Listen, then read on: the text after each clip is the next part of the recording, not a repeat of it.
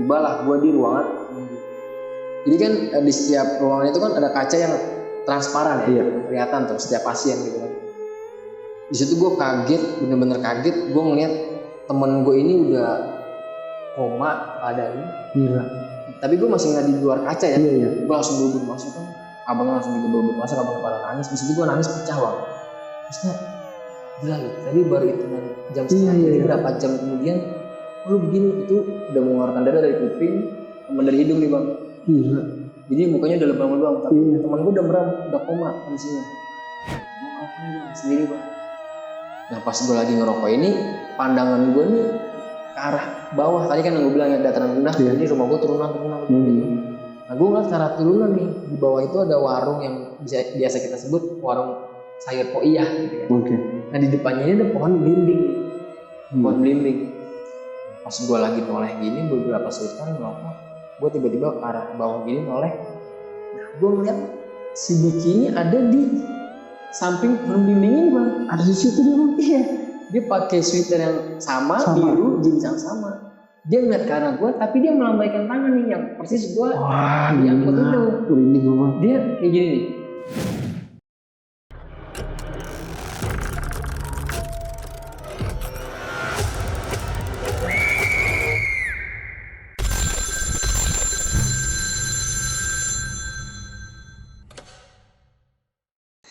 Halo, assalamualaikum warahmatullahi wabarakatuh. Balik lagi bersama gua Raffi di Dering Malam. Apa kabarnya nih teman-teman semua? Semoga pada sehat ya. Seperti biasa, Dering Malam menghadirkan seorang narasumber yang akan berbagi kisah horornya terkait dengan pengalamannya sewaktu dia tinggal di daerah Depok nih. Nah, bagaimana kisah lengkapnya? Kita sapa aja dulu narasumbernya. Assalamualaikum Bang. Waalaikumsalam Bang Raffi. Oke, Bang Aris ya. Iya Bang Raffi. Bang Aris, tadi kita sempat ngobrol di depan kalau Bang Aris ini punya cerita kurang lebih pada tahun 2010 ya? Iya Bang, jadi di tahun 2010 ini gue dapet teror nih dari almarhum teman gue yang meninggal nih Bang. Oke. Dan meninggalnya ini tragis bisa dibilang Bang. Karena teman gue ini meninggal dianiaya di dalam bus, masih angkutan kota kayak gini lah. Oke. Nah, akhirnya di malam-malam berikutnya setelah meninggalnya 40 hari teman gue ini dapat teror demi teror nih. Nggak hanya gue tapi semua teman-teman yang biasa gue ngumpul atau nongkrong nih. Gue diteror sama almarhum teman gue ini. Iya, satu gengan itulah ya di terornya. Oke Bang Aris, tahan dulu nih ceritanya nih Bang. Siap. Nah, buat teman-teman yang pengen tahu kisah lengkapnya, jangan di skip videonya, tonton sampai habis. Buat teman-teman semua yang pengen cerita kayak Bang Aris di sini, bisa aja langsung hubungi kita lewat Instagram @deringmalam_ atau kirim ke email kita, nanti semua linknya gue taruh di kolom deskripsi.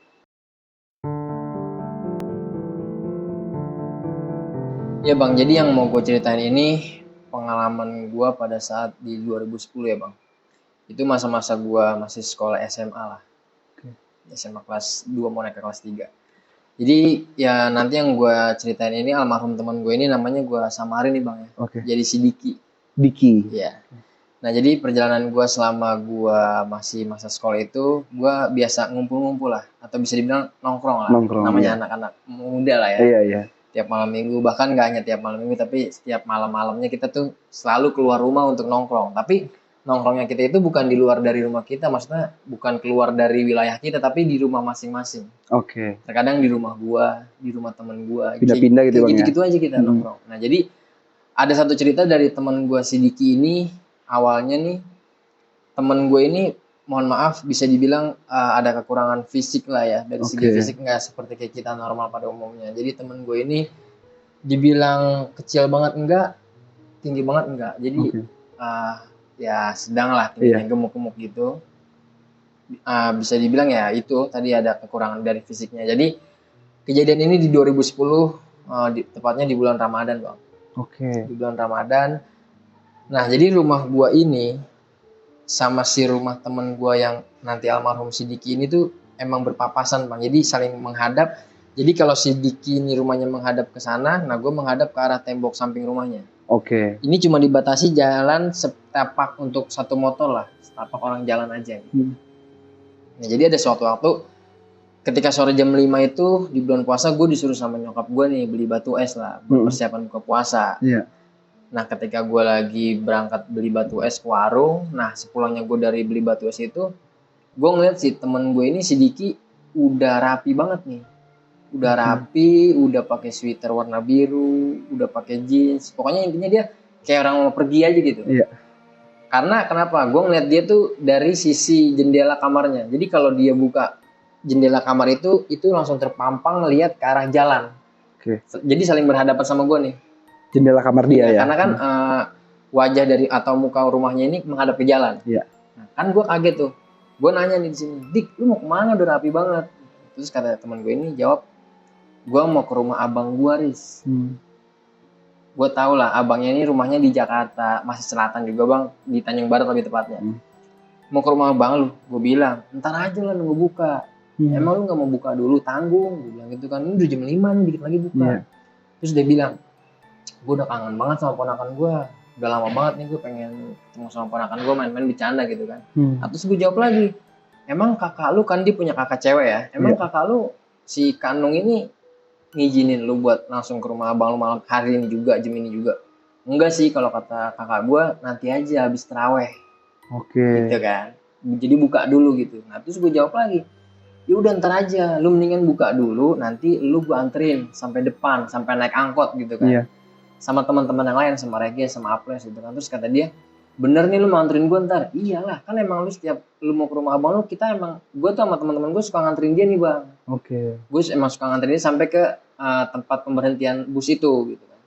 Akhirnya dia mengiyakan tuh, bener ya Riz, ntar lu anterin gue sama teman-teman. Iya, ntar habis buka gue anterin, lu buka aja dulu. Akhirnya gue pulang, buka lah, singkat cerita, waktu udah buka puasa, dia langsung nyamperin rumah gue nih bang. Assalamualaikum, Riz, Waalaikumsalam. Dia udah rapi tuh, udah wangi, dengan pakai pakaian yang tadi lah, sweater biru, jeans gitu kan. Ayo, katanya lu mau anterin gue. Yaudah yuk. Karena pada waktu itu gue masih zaman SMA itu minim kendaraan motor lah. Gue masih belum pada punya kendaraan motor. Jadi gue, karena gue masih satu RT sama satu RW berdekatan, jadi gue nyamperin ke rumah teman gue tuh jalan kaki aja. Ke rumah masing-masing gitu. Jadi gue ngumpul di satu titik di rumah Regis ini. Gue bilang, yaudah kita ngumpul di sini dulu. Lu tunggu sini ya. Gue nyamperin yang lain tuh. Apa segala rupa. Udah pada kumpul, jalan nih gue. Itu abis buka ya sekitar jam 6:30 lah. Gue sambil perjalanan itu gue bercanda-canda biasanya bang. Ceng-cengan lah namanya anak-anak muda kan. Gue ceng-cengan, ngobrol. Nggak ada sama sekali firasat yang nggak enak. Biasa aja. Udah ngobrol bercanda-canda. Gini-gini, lu kapan balik lagi sini? Paling gue seminggu di rumah abang gue. Itu percakapan kita di jalan ya. Sampailah gue di titik pemberhentian mobil bus ini. Ini mobil jurusan Depok Bogor. Iya, Miniarta warna coklat. Oh ya, tahu gue bang. Jadi pas gue lagi ngobrol-ngobrol, kebetulan gue ngeliat dari jarak jauh itu ada bus angkutan ini nih. Udah kan gue stopin kan, bang, stop tuh. Karena emang terpampang banget tuh di depan itu tulisan Depok Bogor gitu. Gue pikirnya masih satu jalur gitu kan, gue berhentiin. Temen gue naik nih, karena emang gue setiap kali gue nganterin sama teman-teman gue ini, gue selalu memperingati atau ngasih tahu nih ke kondekturnya lah, bang nanti tolong turunin teman saya ini di halte komplek AL ya, namanya halte komplek AL saya. Di tempat dia sampai ya bang? Iya.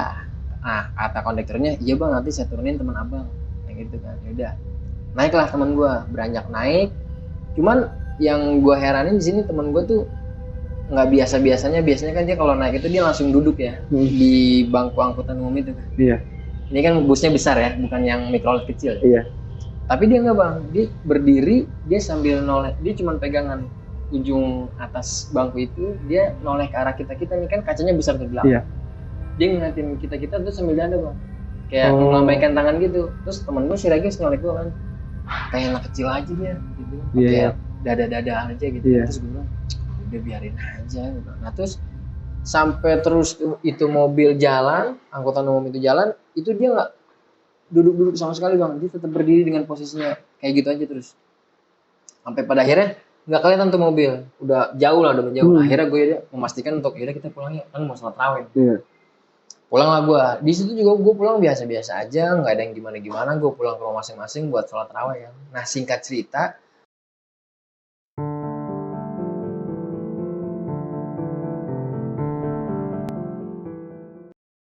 selesai gue sholat tarawih 8:30 itu, jam 9 gue keluar rumah nih masing-masing, nongkrong lah di rumah temen gue ini si Regis. Karena rumahnya Regis ini bisa dibilang lumayan lah, pelataran rumahnya luas lah buat nongkrong gitu kan. Gue nongkrong di situ sekitar jam 9:30, gue dihampiri sama sosok bapak-bapak berbadan tegap, memakai jaketnya kelihatan banget tulisan polisi. Oke. Ya, gue disamperin tuh, dihampirin pada waktu itu. Dia numpang tanya gitu kan, tahu alamat rumah orang ini nggak? Gitu kan. Nah, gue kaget di situ bang, karena yang gue lihat ini KTP temen gue Sidik ini. Oke. Nah, tapi kan pada saat itu gue masih pelajar, gue takut ya, gue masih nggak enak atau gue merasa gimana sama polisi. Gue cuma bengong, dalam hati gue bertanya-tanya, kenapa nih temen gue dapat kasus apa nih, kena kasus apa nih gitu kan. Tahu nggak dia rumah ini, kata polisi juga. Tahu pak, itu pak yang cat warna biru pak, gitu kan. Gue ngomong kayak gitu. Bener itu rumahnya ya, bener rumahnya di sini. Iya. Terus gue ngeliatin wajahnya polisi ini sambil main tatap-tatapan, tapi gue bingung apa yang harus gue tanya nih gitu kan. Gue cuma itu pak, pokoknya rumahnya sini pak, gitu kan. Rumahnya sedikit itu di sini pak. Udah, akhirnya terima kasih ya dek. Polisi itu langsung jalan tuh, ngampiri rumahnya kan. Nah di sini gue udah nggak fokus sama obrolan gue, tapi gue lebih langsung menatap, pandangan gue terpaku sama polisi ini gitu kan. Ada apaan ya? Gue pernah saling tanya tuh, kenapa dia? Nah berselang beberapa menit kemudian, keluar nih, gue lihat dari jarak jauh itu keluar nih keluarganya, ibunya, bapaknya, abangnya, karena dia emang ada 7 saudara kalau nggak salah. Banyak tuh abang-abangnya itu pada keluar. Nah nggak singkat ceritanya lagi, nggak lama ibunya sama kakaknya si Endong ini yang cewek tuh histeris bang, jerit-jerit bang, nangis bang. Nah kan gue langsung pada kenapa nih, ada apa nih? Gue langsung pada lari tuh hampir di rumahnya kan. Tapi di situ gue nggak nanya bang kenapa nih, gue nggak nanya. Gue langsung bopong ibunya sama kakaknya tuh, yang itu gue bantuin kan, kata abangnya tolong bantuin dong, gue bantuin tuh, pada pingsan bang. Ibunya pingsan, kakaknya pingsan. Nah terus gue bingung kan, ada apa nih sebenarnya. Nah tapi abangnya di situ langsung, yang tua itu bukan anak tua, abang yang ke nomor berapa gitu, yang tua ini yang tinggal di Tanjung Barat, paling tua. Ini abang yang nomor ketiga atau nomor 4 lah, gue lupa. Langsung ngomong gini, ada yang bisa temenin gue nggak, salah satu dari lo orang nih, ke rumah sakit di daerah Bogor. Dia ngomong gitu bang? Iya. Nah tuh gue bingung kan, rumah sakit daerah Bogor ngapain? Oh bisa bang, gue langsung jawab gitu kan, bisa bang, gue Surya, Aples sama Regis bisa nih, gue bilang gitu kan. Jadi ya prepare tuh abangnya, gue sama abangnya berdua nih, jadi abangnya 2 laki-laki, nah gue sama temen gue berempat. Berangkat nih gue diantar sama polisi nih, gue nggak nanya dan gue nggak dijelasin sama polisi temen gue kenapa, gue pokoknya ikut aja, gue ikut tuh. Nah sampai di sana gue inget banget jam 12 kurang. Di rumah sakit daerah Kota Bogor ya, gue nggak sebutin rumah sakitnya bang. Sampai di sana gue nyari-nyari kamar, gue ikutin abangnya kemana-mana, ke ruangan. Nah tiba-tibalah gue di ruangan temen gue. Jadi kan di setiap ruangan itu kan ada kaca yang transparan ya, kelihatan tuh setiap pasien gitu kan. Di situ gue kaget, bener-bener kaget, gue ngeliat temen gue ini udah koma keadaannya. Gila. Tapi gue masih ngeliat di luar kaca ya. Gue langsung buru-buru masuk kan, abangnya langsung juga buru-buru masuk, abangnya pada nangis. Di situ gue nangis pecah bang. Terusnya gila loh, tadi baru hitungan jam setengah 7, berapa jam kemudian lu begini, itu udah mengeluarkan darah dari kuping sama dari hidung nih bang. Gila. Jadi mukanya udah lebam-lebam, tapi teman gue udah merem, udah koma kondisinya. Terus itu gue nangis, abangnya langsung bilang, nih lu lihat nih temen lu. Kenapa ya bang? Gue nanya, berani tuh gue pelan-pelan. Kenapa ya bang? Gak tau lah gitu kan. Udah abis itu akhirnya abangnya bilang gini, gue minta tolong ya sama lo, nanti beberapa hari ini mungkin kita rollingan aja. Sekarang gue sama adik gue, nanti gue minta temenin sama si Aples atau Regis, nanti lu pulang besok gantian ya. Akhirnya gue pulang tuh sama Aples. Gue pulang ke rumah sama Aples.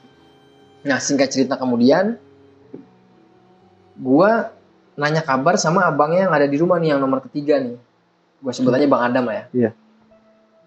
Gue nanya sama Bang Adam tuh sore, kalau setiap gue mau beli es batu gitu kan, mau buka puasa. Bang, gimana bang kabar Sidiki? Gitu. Terus kata abangnya, masih koma Riz. Oh masih koma ya bang? Iya, doain aja biar cepat sadar, biar sehat. Iya bang. Nah keesokan harinya, gue mikir gini kan ya, gue kok nggak dikabarin sama abangnya untuk jaga rollingan. Ya gue pikir, oh mungkin saudara-saudaranya kali gitu kan. Dan pada saat itu gue juga udah kayak nongkrong tuh cuman udah sekedarnya aja. Cuman gimana namanya kabar Sidik ini aja gitu kan. Nah keesokan harinya gue nanya lagi nih sama abangnya, bang, ketiga hari kemudian ya bang, bang, gimana kabarnya Diki? Masih koma, belum sadar sama sekali bang. Iya belum, gitu kan, masih pendarahan lah bahasanya.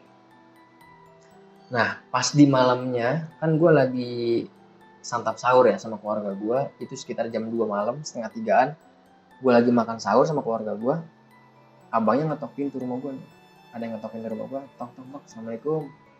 Assalamualaikum Riz. Waalaikumsalam. Nah pas gue buka pintu, abangnya si Adam, Bang Adam ini, abang Sidiki. Waalaikumsalam bang, ayo bang sahur bang. Karena gue lagi pada sahur kan sama keluarga gue, bang sahur bang. Udah.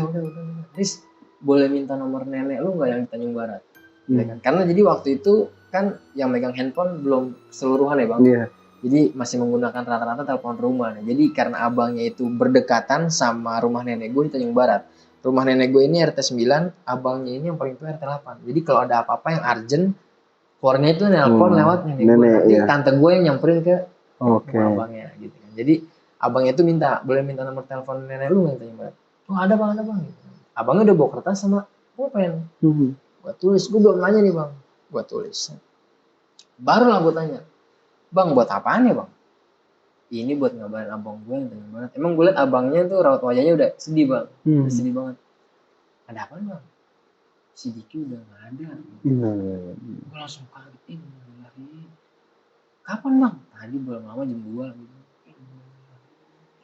Itu di malam ketiga ya. Di hari ketiga dia koma. Nah di situ gue udah gak ketelan lah. Ibaratnya udah gak nafsu makan bang. Keluarga gue juga gak nafsu makan. Langsung dirapi-rapiin. Kita tuh tetangga keluar semua bang. Keluar dari rumah gitu, maksudnya sahur bantu-bantu. Itu ya? Iya, kita udah nggak sahur bang, udah bantu beresin tenda. Gue sama teman-teman gue nih bikin bambu-bambu, bikin kertas bendera kuning gitu kan. Kita pasang di setiap gang, bangku-bangku tenda. Nah, akhirnya singkat cerita pagi ini jam 8 datanglah ambulan jenazah teman gue ini. Datang menggunakan jenazah. Nah di situ gue sama teman-teman gue langsung buru-buru menghampiri jenazah untuk bantu ngangkat kerandanya. Gue angkat tuh kerandanya tuh, karena kan di rumah sakit sana gue nggak ngerti udah dirapiin nih teman gue, udah dikain kafankan atau dipocongin lah gitu.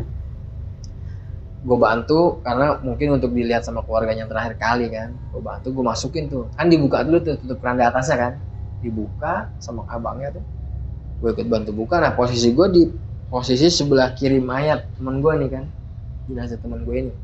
Nah itu gue ngeliat ada rembesan darah tuh dari kuping, iya, dari telinganya tuh ada rembesan darah yang masih ngucur ke kain kafan ya kan. Nah, gue nyolek temen gue si Apres ini, Pres, apa ya, gue masih begini, tahu. Nah lagi-lagi gue tuh takut lah bang buat nanya ke abangnya atau kepo lebih lanjut. Gue nih kenapa, takutnya ntar dipikir lu anak kecil atau apa sih. Iya. Gue takut pada saat itu. Udah akhirnya gue yang ngikut aja, maksudnya ya udah gue tahu temen gue meninggal, ya udah kayak gini. Udah singkat cerita ditutupin lagi, disolatkan lah temen gue di musola yang terdekat. Selesai disolatkan langsung dibawa ke pemakaman umum. Di pemakaman umum, nah setelah keluarganya sama tetangga pada pulang, nah yang tersisa ini gue sama teman-teman gue ini tongkrongan nih. Nah di situ gue cuma bisa menyesali bang, maksudnya gue cuma bisa pukul-pukul tanah kuburan itu. Gue bilang, lu kenapa nggak ngerti, kenapa lu masih mau kekeh pulang gitu kan, lu kangen pengen ke rumah abang lu gitu. Coba lu nggak pulang, lu nggak kayak gini. Cuma kan lagi-lagi ini takdir gitu. Singkat cerita udah akhirnya gue pada udah kita harus bisa kuat, kita pulang.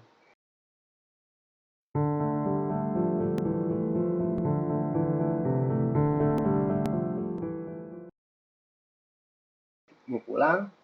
Di sini gue mau ngejelasin dulu bang, mungkin ini permintaan atau dari keluarganya ya bang, nggak mau ngadain acara tahlilan di malam Ramadan. Entah atau takut mengganggu ibadah orang atau gimana, gue nggak ngerti. Tapi keluarganya ini bikin acara tahlilan ini, pengajian setelah ba'da Lebaran ya. Iya.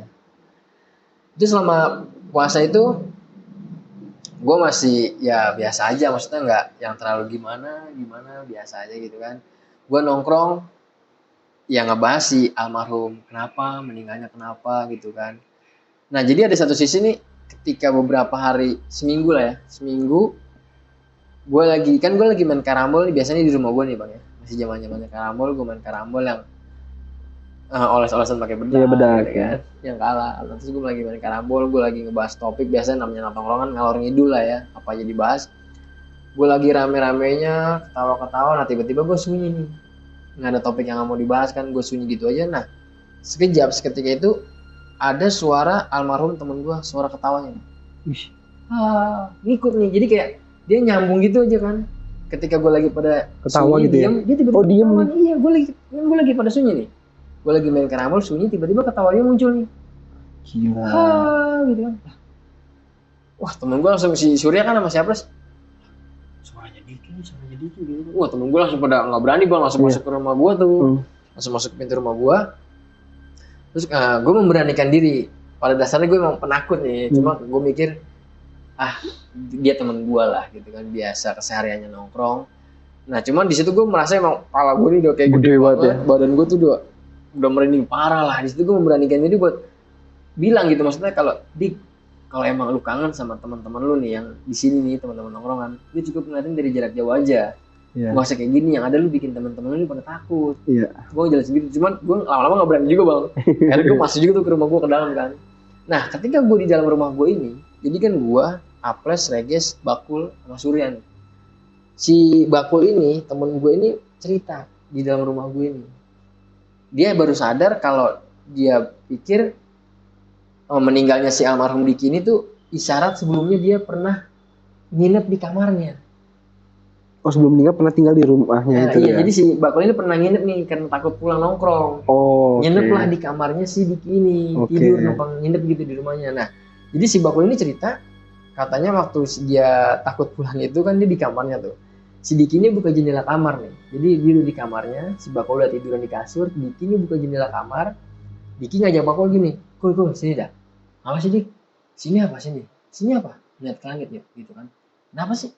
Sini apa? Nyamperin lah, berdiri lah si Bakul ini. Ada apa sih? Sini apa?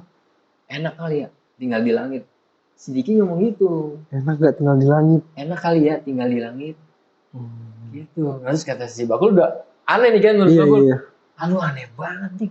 Udah apa jangan aneh, tidur sini tidur gitu kan. Gue udah ngantuk. Udah tidur aja duluan, gue masih mau ngatin langit di situ. Nah si Bakul baru tersadar nih pas si almarhum meninggal ini. Oh mungkin itu isyarat dia mau pulang ya, atau mau meninggal lah. Karena dia bilang kan enaknya tinggal di gitu lah. Ini bahasa kiasan kita aja gitu. Nah udah singkat cerita, gue nungguin subuh tuh, gak ada yang pada berani pulang bang.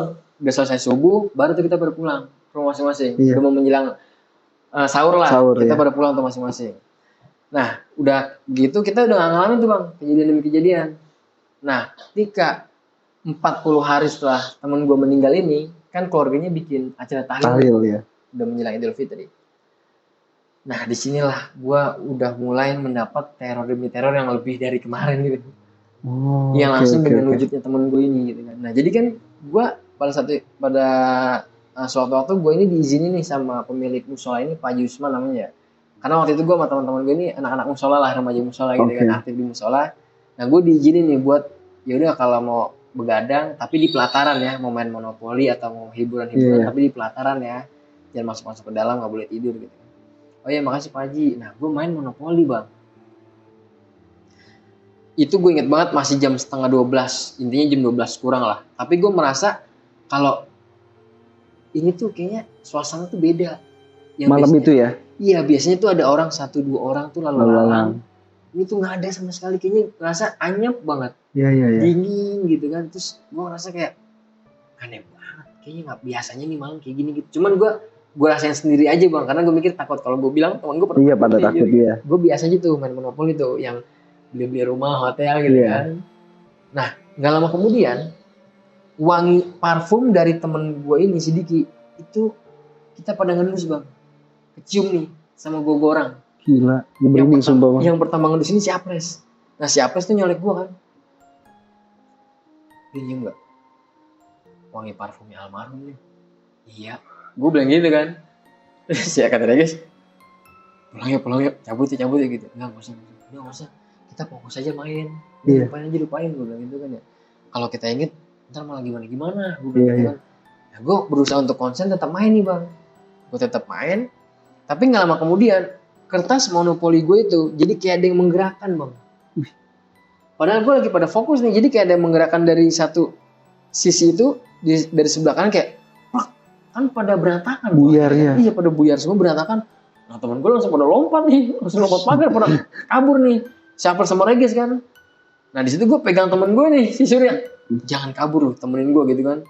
Tapi sih gue bukan buat nemenin buat beresin, maksud gue untuk berusaha buat nerangin ke temen gue inilah. Iya. Meskipun gue nggak bisa ngelihat nih ya, gue bukan indigo atau semacamnya gitu ya. Tapi gue memberanikan diri buat ngejelasin ke almarhum temen gue ini. Tapi gue merasakan tuh, emang gue merinding parah bang. Kepala gede banget tuh. Gue merasakan kalau gitu emang ada kayaknya nih gitu. Iya. Tapi gue cuma bilang, Dik, kan gue bilang, kalau lu kangen sama temen lu, udah lu cukup ngeliat dari jarak jauh aja. Karena lu tuh udah beda. Iya. Kalau kayak gini lu namanya nakut-nakutin temen lu. Nah, lu bikin tongkrongan lu tuh sepi, gue bilang gitu kan. Cuma karena gue merasa udah, kayaknya dia makin lama makin deket nih. Karena gue udah, kata si Surya aja udah kayak orang ketakutan kan. Iya. Udah harus balik gitu kan. Udah gue akhirnya balik tuh. Gue gak sempet beresin temen poli. Gue balik. Nah besok kan gue siang ketemu nih ya. Gue ketemu sama Apres kalau lagi beli rokok gitu kan. Terus si Apres ini bilang, kok kita sampai kayak gini ya di terornya gitu ya. Sebenarnya kenapa sih nanya yuk sama abangnya gitu kan.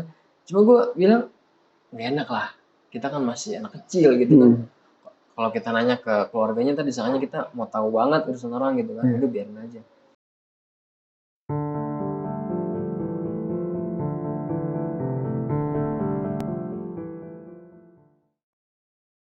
Nah singkat cerita bang, ini di malam berikutnya ya. Ini yang ngalamin temen gue Regis. Oke. Jadi si Regis ini pulang dari rumahnya si Agus nih temen gue. Jadi kan dia ngelewatin musola kan. Jadi rumah gue ini di Depok ini dataran rendah bang. Jadi semakin turun ke Kali Ciliwung. Itu musanya Bunda Dharma. Oke. Nah jadi ini yang ngalamin si Regis bang. Katanya si Regis ini pulang dari rumah Agus jam 1 malam. Nah kan dia ngelewatin rumah musola Jusman tuh. Nah jadi pas dia ngelewatin rumah musola Jusman itu kan ada pohon melinjo ya. Ini musola yang main monopoli tadi kan? Iya.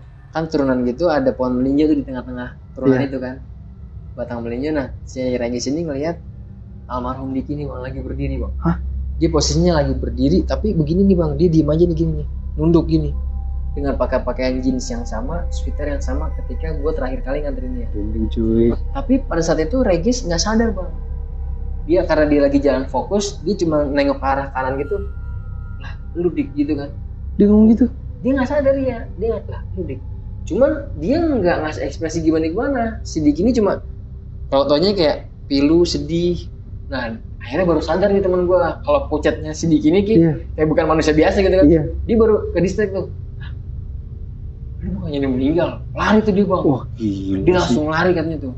Dia langsung lari, nah ketemulah sama gue di warung Ucok. Pas siang-siang, gue lagi beli rokok. Ceritalah si Regis ini. Terus, gila banget. Semalam gue ketemu Diki loh. Iya, di mana? Itu. Di terminal Jusman. Nah ngapain? Dia ngomong apaan sama gue? Enggak, dia nggak ngomong apaan. Gila ya. Kok malah kita diteror ya? Kok dia malah gentayangan ya? Jadi dia pertanyaannya banyak gitu bang.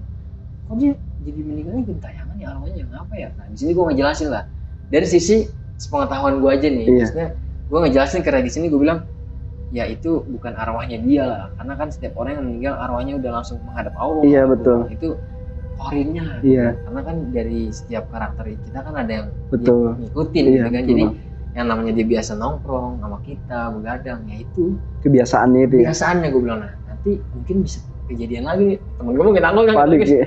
Wah gila berarti kita nggak usah nongkrong aja nih kata dia gitu ya. Iya deh kita libur dulu nongkrong. Akhirnya gue libur tuh bang. Gue libur tuh beberapa minggu gue gak ada yang berani keluar.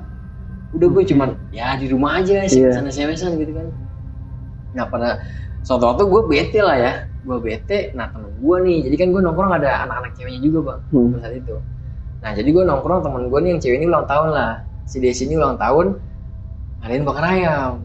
Ngadain bakar ayam di rumahnya si Regis. Nah gue bakar ayam di malam minggu itu. Jadi ada abangnya yang masih sepantaran gue gak jauh dari gue lah ya. Masih SMA gitu lah, SMA kelas 3. Abangnya ikut gabung nih sama gue. Nah kan gue udah nyiyangin ya. Gue bete lah. Maksudnya udahlah gantian. Gue ngerokok dulu nih sebat. Karena kan gue pelataran Regis itu kan luas ya. Guys, gue di depan situ aja ya gue bilang. Nah, gue ngerokok nih bang, sendiri bang. Nah pas gue lagi ngerokok ini, pandangan gue nih ke arah bawah. Tadi kan yang gue bilang ya dataran rendah, Iya. jadi rumah gue turunan gitu. Nah gue ngeliat ke arah turunan nih, di bawah itu ada warung yang biasa kita sebut warung sayur poiyah gitu kan. Oke. Nah di depannya ini ada pohon belimbing nih, pohon belimbing. Pas gue lagi noleh gini beberapa sultan merokok, gue tiba-tiba ke arah bawah gini noleh. Nah gue ngeliat nih si Diki ini ada di samping pohon belimbing ini bang. Ada di situ dia bang? Iya, dia pakai sweater yang sama, biru, jeans yang sama.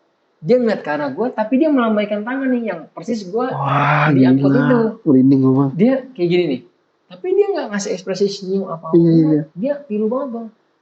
Cuman emang jaraknya jauh berapa meter banget. Tapi gue ngeliat jelas kalau itu tuh dia. Nah, akhirnya kan gue narik abangnya nih, biar meyakinkan gitu kan. Kalau gue ini nggak halu gitu kan. Iya. Bang, sini deh bang. Gue bilang gitu kan. Gue manggil bang, sini deh bang. Bang, nanti bang. Bang, Diki bang, itu di depan rumah. Oh iya bang, gue bilang di samping pohon belimbing bang. Gue bilang gitu kan. Nah, abangnya sampai ngocek mata bang. Abangnya sampai gini. Mana Siris mana? Itu bang. Itu persis di samping pohon belimbing bang. Dia lagi ngarah ke arah kita dada. Gue langsung buru-buru lari ngambil si Reges kan. Guys, sini guys. Gue bilang itu, gue tarik Reges. Guys, lu lihat guys. Diki bukan loh. Gue nggak halu kan. Gue bilang, Diki kan. Ternyata si Diki ngeliat bang. Si Reges ini ngeliat Diki ini. Oh. Kata Reges, innalillahi. Astagfirullahaladzim. Iya itu si Diki bang gitu kan. Nah tapi nggak lama kemudian pas gue lagi ya komunikasi sama abang ini. Itu tuh lambat laun itu kayak hologram bang. Dia kayak melambaikan tangan. Senyum-senyum tipis dikit hilang bang. Oke. Nah akhirnya kan gue di situ nanya nih ya, gue bilang bang masa sih lu nggak ngeliat si adek lu bang? Gue bilang gitu. Kagak, demi Allah dah gue nggak ngeliat. Lu ngeliat dia lagi ngapain? Dia lagi berdiri bang, biasa aja dia berdiri ke arah kita. Persis sama yang waktu itu dia pakai pakaian yang gue anterin bang. Waktu dia ke rumah abang lu, gue bilang gitu, mau ke rumah abang lu. Nah dia nanya nih abang gue, oh iya gue nanya sama lu nih, lu kan biasa temen nongkrong nih, lu sering gak sih ditampakin, dimimpiin? Nah kalau ditampakin baru ini bang. Kalau dikasih suara-suara, terus wangi parfum dia, kemarin-kemarin kita udah ngalamin bang, cuma kita nggak enak bang ngomong ke abang, gue bilang gitu kan. Nah kalau dari abang nih sisi keluarga gimana bang? Ada nggak? Gue bilang gitu kan. Nah justru gue, bokap gue, nyokap gue, adik-adik gue nggak ada yang sama sekali. Aneh ya? Mimpi pun enggak. Kan gue jadi bertanya-tanya nih, kok malah gue yang nggak ada hubungan status keluarga gitu kan, cuma teman biasa. Akhirnya udah singkat cerita tuh. Nah akhirnya udah matang ayam. Gue makan lah ayam. Gue makan ayam, makan dulu, ngerokok. Tahu-tahu nah abangnya ngeluarin cemilan-cemilan sisa, bukan sisa orang ya, yang nggak habis gitu. Iya. Kebanyakan keluarin tuh kacang, kue-kue gitu kan, makanan. Ini tadi bekas tahlilan gitu kan. Abangnya keluarin, ngobrol-ngobrol lah bang. Pas gue lagi ngobrol-ngobrol, ini ada beberapa butir kacang bang, yang kepantul ke atas nih. 3 atau 4 kacang. Jadi dari piring, kan kacangnya udah dituang di dalam piring ya. Kacang itu tak gitu bang. Lah? Iya, jadi kayak ada yang ngomong kan, tapi nggak ada yang jatuh tuh nggak ada. Gue tuh sama abangnya sampai terperangah ngeliat. Wah, apaan ini? Iya, nih siapa nih? Maksud gue, ini apa? Almarhum gue yang mau makan kacang apa setan yang lain nih? Gue mikirnya perasaan gitu ya. Bang, udah bang. Gue bilang gitu kan. Bang, udah bang, kita pulang ya pulang lah gue. Gue nggak berani tuh nurusin karena gue pikir takutnya kalau gue terusin ini kejadian yang enggak nih. Iya. Apa entah dia nampaknya atau gimana kan, ya udah pulang gue beresin bersihin gue pulang. Nah keesokan harinya singkat cerita, jadi gue punya sepupu lah, karena kan gue bokap gue orang Jawa, jadi abang sepupu gue, mas sepupu gue ini mau nikah besok hari Sabtu. Nah, jadi bokap nyokap gue lebih dulu nih ke rumah bude gue di Jatinegara. Oke. Jadi di rumah ini gue ditinggal nih. Sendiri? Iya, jadi gue sama abang gue. Oh, berdua. Abang gue cuma aktif banget nih, nongkrong terus kan. Karena abang gue lebih tua dari gue, dia nongkrong terus tuh. Dia nongkrong. Nah, jadi gue tuh emang malam itu gue punya kucing gue ya. Gue punya kucing. Gue ngerasa kucing gue nih kayak udah mondar-mandir ke dapur. Kayak udah serba salah, gelisah bang. Iya. Terus gue panggil kan gini, Pusi lu ngapa? Pusi lu ngapa Pus? Gue bilang gitu kan. Lu sini. Terus kucing gue kayak nyakar-nyakarin baju gue gitu kan, kayak mau ngasih kode entah apa gitu kan. Nah, jadi kan ini sofa gue bang ya, gue duduk tuh di lantai bang. Oh gak ada sofanya di lantai? Jadi gue nyandarin, gini kan, gue gak nyaman gitu kan, gue nyandar gitu aja, gue nonton TV. Gue ngeliat jam 12, mau setengah 1 lah, tapi gue mungkin, gue ngantuk tapi gue gak bisa tidur. Kenapa ya gitu ya, gue ngantuk tapi gue gak bisa tidur. Terus kucing gue tuh masih di posisi samping kiri gue nih. Nah, cuma gak lama kemudian, ini entah kenapa nih ya, tangan kiri gue nih kayak orang biasa sih mau gini ke atas sofa gitu. Oh iya, ke tempat Kayak- duduknya itu ya. Iya, tangan gue kayak mau gini nih, tiba-tiba tangan gue gini sendiri nih. Wah,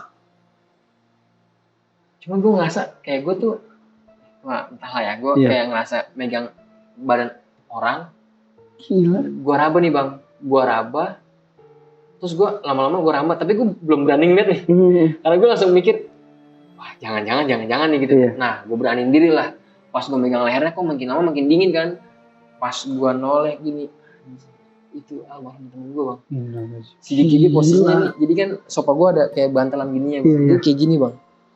Jadi kan gue megang posisi sini. Oh. Dia ngeliat gue nih, cuma dia nggak senyum bang, dia kayak ilusi banget, pucat, tapi nggak berdarah-darah, dia biasa aja. Nah, di situ gue gimana ya? Gue mikirnya, gue takut lah sama temen, tapi gue mikir, lu temen gue, lu deket sama gue, Masih sempet mikir sebisa mungkin gue harus kuat. Iya. Gue di situ gue ngomong, Dik, udah nyokap lu, bokap lu, abang lu udah pada ikhlas, lu pergi udah, lu sama kita tuh udah beda.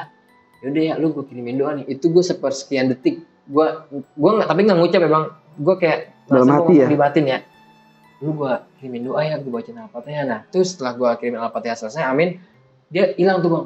Terus di situ gue langsung tersadar, tadi Diki kan, apa benar Diki ya, apa jinnya, di situ gue macem-macem lah ya. Macem lah.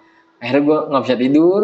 Akhirnya sampai abang gue nyampe, gue ceritain sama abang gue, man tadi gue gini gini gitu. Abang gue nanggapinnya cuma kayak orang skeptis gitu lah. Udah lu percaya gitu. Tidur lah gue. Nah besok kan hari Jumat ya, kan itu malam Jumat kejadian doang. Nah hari Jumat ini gue pada kumpul nih sama teman-teman gue, karena pada saat itu kan gue liburan sekolah tuh ya. Nah gue kumpul buat sholat Jumat di rumahnya Regis nih. Jadi gue terbiasa buat ngumpul di situ. Kalau udah banyak satu geng, baru kita ke masjid bareng-bareng. Kayak gitu kan. Nah gue udah pada kumpul di rumah Regis, gue ngomong nih, lu tau nggak? Semalam gue ketemu langsung sama Diki. Wow, temen gue langsung heboh tuh. Lah dia ngomong apa Riz? Lu lagi ngapain? Kok bisa gini? Ya udah gue bilang, intinya udah gini aja. Dia nggak ngomong apa-apaan. Ntar setelah sholat Jumat kita ziarah yuk. Karena kebetulan di masjid ini ke depannya atau ke depan gang itu udah pemakaman dia bang. Oh nggak jauh ya? Iya nggak jauh. Nah akhirnya selesai sholat Jumat gue ziarah lah. Nah gue ziarah, di situ gue kirimin doa, gue pulang. Nah kan gue ngumpul lagi nih di rumah Wahyu. Namanya gue waktu itu kan bocah ya, maksudnya nggak langsung pulang. Gue nongkrong lagi nih, nongkrong dulu di rumah temen gue. Nah abangnya nih yang hampirin gue pulang, yang nomor 2. Iya. Pulang dari masjid. Besok hari Sabtu bisa nggak ada yang nemenin gue? Kayak gini aja nih, pokoknya ya sore-sorean lah, deman-deman. Kemana ya gue? Gue masih penasaran nih. Adik gue meninggal kenapa ya? Kita ke halte komplek Ayal ya besoknya Sabtu ya. Oh iya bang, kita siap bang. Gue semua pada oke tuh. Semangat lah ya. Semangat. Iya bang, gue juga bingung bang. Kok meninggalnya begitu? Baru tuh gue berani bang. Maksudnya gue berani bilang apa yang pernah gue lihat. Maksudnya, iya bang kok darahnya gitu. Gue menjelaskan. Iya gue juga bingung kok. Adek gue juga langsung dikafanin dari rumah sakit gitu kan. Meskipun itu udah izin dari keluarga ya. Udah singkat cerita lah. Jam 2 gue kumpul di rumah Regi sama abangnya. Berangkat lah kita bang ke daerah Tanjung Barat ini. Yang gue bilang komplek Ayal ini lah. Sampai di TKP atau tempat kejadian perkara ini, gue ini masing-masing nyari sumber kunci jawabannya nih. Jadi gue nanya di situ kan, waktu itu masih zamannya ada tukang majalah di setiap. Oh iya betul. Ada yang jual-jual tabloid gitu kan, majalah-majalah bobos sekian gitu. Nah gue ngobrol di situ, gue tanya-tanyain, bang pernah ngelihat ada anak muda nggak bang jatuh atau ketabrak di sini bang? Oh saya nggak lihat nih. Nanyalah warteg segala rupa tuh gue tanya di pinggir, gue susurin tuh bang pinggiran jalan, gue mencar. Gue nanya tukang ojek pangkalan, pada saat itu kan ada ojek pangkalan. Nah di situ tukang ojek pangkalan bilang sebagian nggak ada yang lihat. Nah akhirnya gue istirahat lah, mampir lah gue ke warteg sebelah nih. Nah pas gue mampir di warteg sebelah ini, jadi ada satu ojek pangkalan ini opang, dia sambil bawa piring. Pas gue lagi nanya-nanya itu sama abangnya kan, sama abangnya si almarhum Diki ini. Nah si opang ini atau ojek pangkalan ini dia mengiyakan bang, ternyata dia ngeliat nih kejadian pada malam itu tuh. Dia bilang langsung, lah bang itu mas saya lihat gitu. Saya lihat bang, itu adanya abang. Gila, gitu. Dapet ya. Akhirnya gue dapet tuh sumber jawabannya. Nah itu adanya abang, gimana bang kabarnya bang? Iya waktu itu jatuh bang gitu. Udah meninggal bang, innalillahi. Nah dari sinilah gue dapet bener-bener cerita jelasnya gitu jelasin. ya, kenapa teman gue meninggal. Jadi kalau kata si tukang ojek pangkalan ini, teman gue ini kan mengidap, kalau dulu dibilangnya penyakit 7 keliling ya bang, kalau sekarang vertigo bang. Oh, vertigo, oke. Iya, jadi dulu tuh teman gue punya penyakit yang kadang kalau lagi datangnya tuh dia muter seketika gitu kan.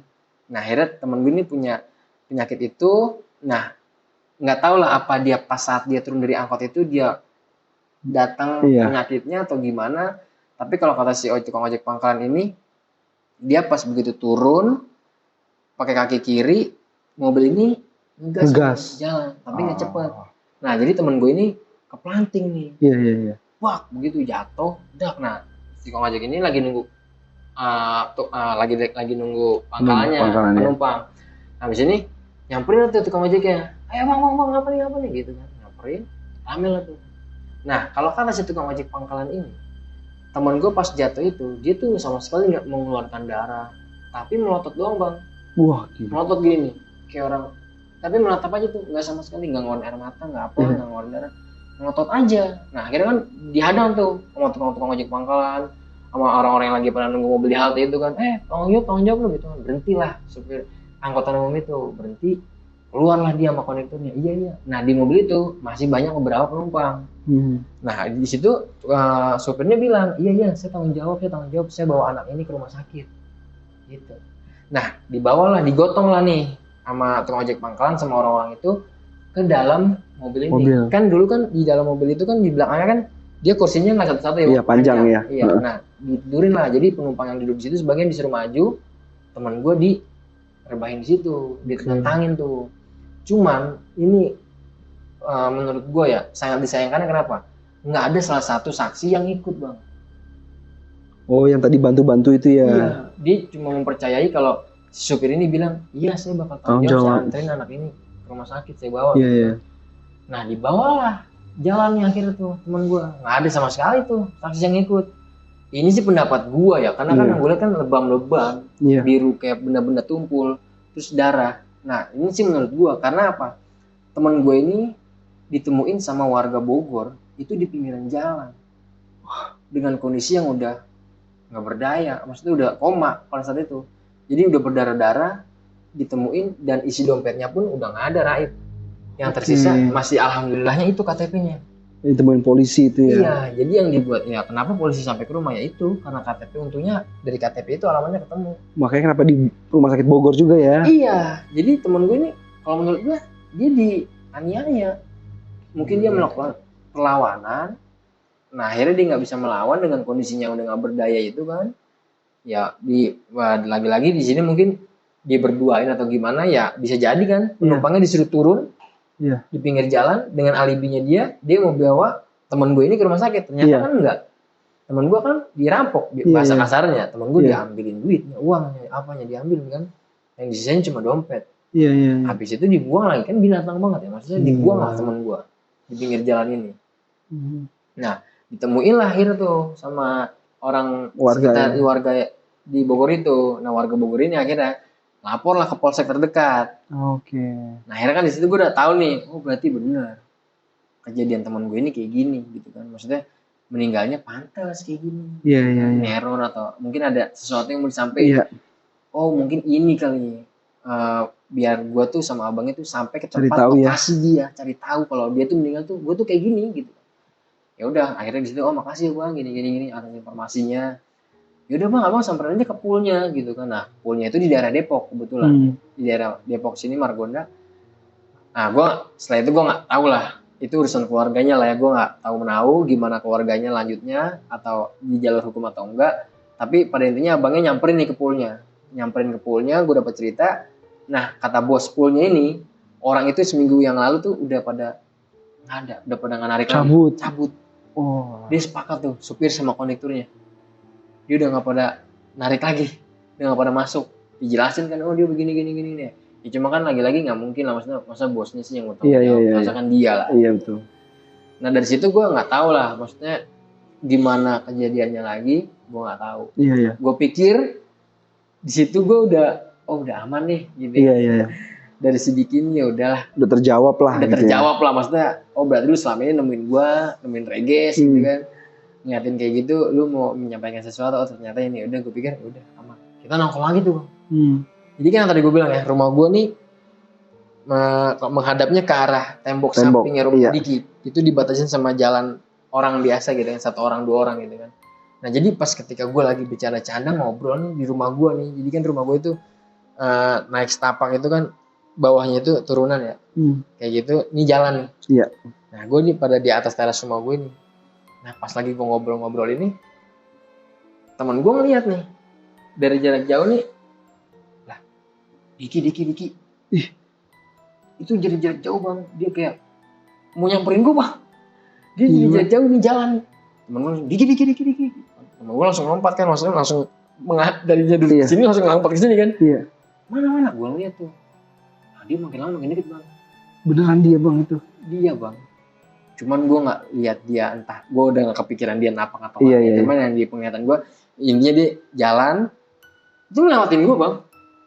Jadi gue cuma dilewatin aja nih, dia terus kali di jalan ke arah kali. Bawah terus tuh? Iya dia terus. Gue ngeliatin, dia terus jalan. Gila. Udah lupain. Gue kayak gitu kan. Udah lupain, kita main biasa aja ngobrol. Lah dia balik lagi Bang. Wah. Pas dia balik lagi begini, tapi dia nggak nengok sama sekali Bang. Gue langsung masuk ke rumah. Itu lurus aja dia Bang? Dia lurus aja pandangannya tuh. Dia nggak nyapa sama sekali, nggak gimana sama sekali. Udah akhirnya gue masuk ke rumah gue, ngobrol-ngobrol lagi. Ya gue di mana gue juga bingung. Iya. Gue pikir kemana udah gitu kan. Itu udah ya habis lah ceritanya. Maksudnya udah nggak neror kita lagi. Ternyata masih kita diteror gitu. Iya. Nah akhirnya gue semalam yang ngalamin kejadian itu, besoknya gue ngadu nih ngomong ke abangnya, Bang, ada semalam gue ketemu Diki lagi Mas Bang. Ngapain dia ngelewat di depan kita aja Bang, kita lagi pada ngobrol dia lewat gitu aja. Dia nggak mau apa, kagak Bang, gue pikir udah selesai Bang. Iya. Kayaknya dia minta dikuas lebih lanjut lah Bang, gue bilang gitu kan kasusnya. Udah nggak apa-apa, udah aman sih. Cuma abang gue juga udah nggak pernah polisi sih kata dia gitu kan. Cuma emang lagi ditindak lanjut aja. Cuma emang belum ketemu nih si orangnya ini gitu kan. Ya udah, nah akhirnya kan gue nongkrong lagi tuh malam minggu kemudian. Nah gue pikir kan yang ditampakin atau yang ditemuin itu gue orang yang cowok gitu kan, ternyata enggak Bang. Jadi teman-teman gue yang cewek ini juga, karena jadi waktu itu si Diki ini adalah dia suka sama cewek lah. Namanya Desti lah ya. Sebutnya di sini Desti. Dia sempet lah kalau lagi nongkrong curhat gitu kan, gue suka sama dia, tapi dia nggak mau ngungkapin nih, gitu kan, dia nggak berani ngungkapin. Nah si Desti ini ngomong akhirnya, kalian pada dihantuin gak sih sama dia, bahasanya gitu, kalian pada dihantuin gak sih sama si Diki? Iya dia semua apa ya? Iya aku juga katanya pas aku mau tidur jam 11 kan aku mau tutup jendela kamar ya pakai hording itu kan, aku mau tutup hording itu. Aku lihat si Diki katanya. Wah, aku lihat Diki katanya gitu kan. Aku ngeliat Diki di pagar rumah aku, tapi dia diem aja Bang gitu. Dia diem aja, iya gini gitu kan. Wah, gue bilang, oh kena juga ya gue bilang. Tapi gue nggak enak lah ngomong jelasin. Sebenarnya dia suka malu tapi apa dia mau bilang pamit atau gimana gitu kan. Terus teman gue juga cerita nih si Dian, dia juga dipanggil katanya. Pas dia mau masuk ke rumahnya nih. Panggil Bang? Iya, dia habis main di rumah temannya, dia dipanggil nih. Gila. Ya. Nah akhirnya dia tuh benar-benar nyakinin kalau ini tuh benar-benar sumber suaranya si Diki ini Bang. Iya. Akhirnya dia berburu masuk ke rumah tuh. Nah dari situlah gue pikir kok terus-terusan kayak gini ya gitu kan. Akhirnya gue ngomong lagi ke abangnya. Nah mungkin akhirnya abangnya nggak tahu atau gimana, satu keluarga tuh dia ziarah atau ke kuburannya. Ya udah akhirnya dari situ lambat laun gue merasa udah terbiasa aja dengan kejadian-kejadian yang tadinya menurut gue horor gitu ya setiap malamnya nongkrong. Ini gue merasa udah stabil biasa aja ya. Udah biasa aja, alhamdulillah gitu. Oke. Jadi kayak gitu sih Bang cerita dari si almarhum teman gue Diki nih. Gila luar biasa banget Bang. Sedih iya, serem juga iya gitu ya.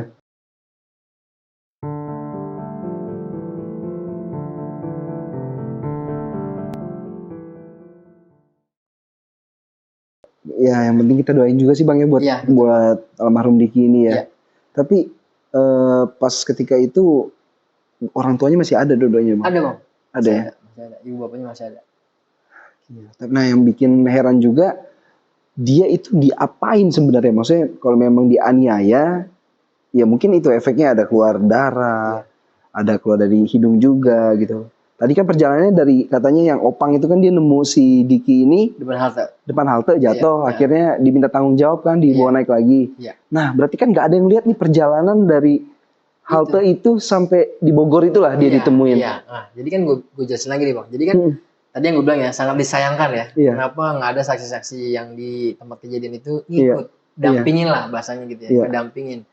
Jadi gue bisa menaksir-naksir sendiri nih gitu maksudnya. Gue bisa nakerin sendiri kalau pasti temen gue nih dianiaya, gitu kan? Karena kan dengan kondisi isi dompetnya udah nggak ada, yang sisanya cuma dompet dan KTP. Terus dengan kondisi yang udah lebam-lebam, muka lebam, benda tumpul. Lebam, dipukul gitu ya? Enggak, jadi kayak benda-benda tumpul Bang. Oh, oke. Kalau buat tonjokan tangan kayaknya enggak deh. Kayaknya benda-benda orang mukanya tuh kayak biru-biru gitu Bang. Cuman ini darah gitu kan. Ya kan gue di situ gue langsung kayaknya sih ini nggak wajar nih meninggal kayak gini. Bohong kalau mungkin jatuh doang. Kecuali ditabrak. Tapi kan kata saksi kan dia jatuh. Iya. Gitu kan. Dan sangat menurut gue kalau bisa dibilang si supir sama konektornya ini ya binatang lah. Iya. Kenapa dia nggak niat baik dengan etiket yang ya udah gue tanggung jawab nih baik gitu, bawa aja ke rumahnya kan. Betul. Nggak mungkin lah keluarganya ini langsung main hakim sendiri. Betul. Pasti kan dengan secara kekeluargaan, oh yaudah nih kita sanggupnya segini atau gimana lah. Iya, betul. Nggak mungkin lah gitu kan langsung dilaporin. Tapi kenapa dengan cara yang binatang ini itu sampai dibuang lagi? Iya. Gitu kan? Karena kan emang mobil itu kan trayeknya emang dari Depok ini dia muter atau di Pasar Minggu Bang. Oke. Dari muter di trayek Pasar Minggu itu dia langsung bablas ke Depok yang arah ke Bogor. Oke. Makanya kan satu jurusan langsung Iya, dibuang betul. di sana lah temen gua. Itu ditemuinnya di mana Bang? Di alang-alang pinggir jalan. Bukan di Alang-alang? tempat sampah ya, di alang-alang. Di perkampungan Gila. lagi, di perkampungan daerah Bogor. Ditemuinnya malam juga itu Bang? Malam. Kejadian itu ya. Oh, pas kejadian itu nggak lama langsung dilihat langsung orang? Itu kan per jam itu. Jadi kejadian itu kan dia Oh iya, setengah makanya polisi langsung setengah datang 7 ya. turun mungkin di daerah Komplek KL itu jam 7-an lah. Iya. Di bawah paling setengah 9 lah kejadian pada saat itu. Di Komplek KL Tanjung Barat? Tanjung Barat Bang, yang ada sekarang ada tapal kuda. Iya, tapal kuda. Iya, Oke. di situ. Itu lokasinya. Gila. Berarti kemungkinan entah dipukul pakai balok atau Iya, benda-benda tumpul bambu lainnya gitu lah, atau besi ya. Iya, kayak gitu. Kasian banget ya. Kasian banget. Oke Bang, makasih banyak nih udah berbagi cerita di Dering Malam nih. Sama-sama Bang Raffi. Oke Bang, dari cerita Bang tadi kira-kira ada nggak pesan atau hikmah yang bisa kita petik nih dari ceritanya Bang? Bisa sih Bang, maksudnya buat teman-teman yang nonton video ini ya di Dering Malam, mungkin buat diri kita juga masing-masing atau teman kita yang lainnya. Jadi kalau misalkan ada teman kita yang kurang fisik kayak teman gue itu, sumpah nggak meyakinkan, didampingin aja lah. Ya. Satu didampingin, terus kalau misalkan melihat kejadian kayak gitu, jangan sampai korban ini ditinggalin, tapi didampingin. Kayak tadi misalkan teman gue nih ditemuin sama ojek pangkalan, didampingin lah kalau bisa salah satu didampingin atau enggak diikutin lah pakai motornya, gitu kan, atau enggak kayak gimana lah caranya, pastiin ya. Biar nggak kejadian kayak temen gue ini, gitu kan. Dan satu lagi, kalau memang supir angkot atau apapun lainnya, misalkan dia penumpangnya ngalamin kejadian kayak temen gue ini, alangkah baiknya lah dibawa baik-baik dalam keadaan yang kayak gitu aja udah, bawa aja ke rumahnya. Sumpama dia nggak ada uang atau gimana mau dibawa ke rumah sakit, bawa aja ke rumahnya. Iya betul. Secara kekeluargaan, nggak mungkin keluarganya tuh main hakim sendiri atau langsung laporin, nggak semudah itulah. Betul Bang. Pasti kan udah caranya gimana nih ke keluarganya, ya udah dibawa. Jangan sampai kayak gini, orang lu aniaya, terus lu nggak bertanggung jawab. Ya dan gua pun lagi-lagi berpikir ya mungkin sekarang nih kondektur sama kernetnya ini atau sopirnya ini udah dapat balas yang setimpal lah. Pasti ya. Iya, pasti sih kalau menurut gua. Oh, sama satu nih Bang. Berarti terakhir ketika dia jatuh pertama itu belum meninggal ya? Kondisi belum meninggal, masih ada napas. Cuma kondisinya dia melek. Dia kadang melek aja gitu matanya. Enggak kedip-kedip. Ke atas aja. Cuma emang masih ada nafas. Masih, tapi udah gak ada pergerakan sama sekali. Nah, ketika gua sampai di rumah sakit, dia udah memejamkan matanya itu. Koma ya? Udah koma. Luar biasa banget, gila. Binatang banget sih orang-orang itu ya. Kondektur dan keneknya semoga lu pada nonton ya. Iya, betul. Gila. Oke deh Bang, itu aja Bang. Siap. Oh iya, Bang Aris juga ini seorang konten kreator ya Bang. Suhu gue. Aduh. Gue mau kasih tahu nih Bang, apa nih? Tahu. Dimensi Mistik Bang. Dimensi Mistik ya, gila. Jadi Bang Aris ini juga punya podcast horor namanya Dimensi Mistik. Ya jelas ini adalah suhu gue lah gitu. Ini suhu luar biasa dan banyak bimbingan dan juga arahan yang diberikan oleh Bang Aris nih. Nah, pokoknya teman-teman jangan lupa juga untuk mampir ke channelnya Bang Aris di Dimensi Mistik. Tonton, like, comment, subscribe, dan di-share ke seluruh penjuru dunia, gitu kan. Oke, Bang, terima kasih banyak sudah hadir di Dering Malam dan membagikan kisahnya tentang temannya ya, Bang ya. Iya, Bang. Mungkin itu aja, dan buat teman-teman jangan lupa untuk like, comment, subscribe. Dan buat teman-teman juga yang pengen cerita kayak Bang Aris di sini, teman-teman bisa aja langsung hubungi Instagram @deringmalam_ atau kirim ke email kita. Dan buat teman-teman jangan lupa untuk like, comment, subscribe, dan di-share ke seluruh penjuru dunia biar kita juga semakin semangat untuk mencari narasumber lainnya. Mungkin itu aja, gua Raffi dari Dering Malam dan Bang Aris dari Dimensi Mistik. Pamit undur diri. Assalamualaikum warahmatullahi wabarakatuh.